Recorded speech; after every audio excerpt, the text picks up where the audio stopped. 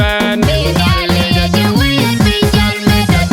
Eding banyi suwa yin pinjal meta duran. Gunyale jajeng fil. Dang de bepi yak. Oh dang de bepi yak. Hallelujah. Koi dor gunyale jajeng fil. Oh dang de bepi yak.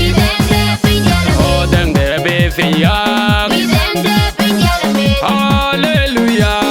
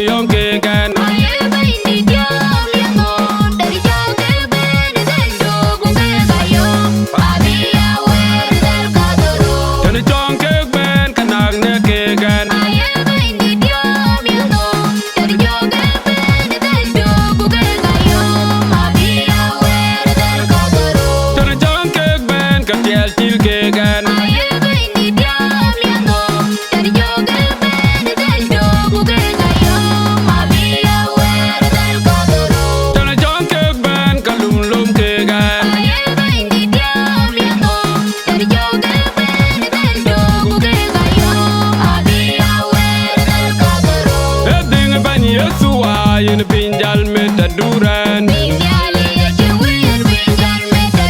Eding banyi nyalinja yin pinjal meta duran. Eding banyi suwa yin pinjal meta duran. Gunyale jajeng fil. Dang de bepi yak. Oh dang de bepi yak.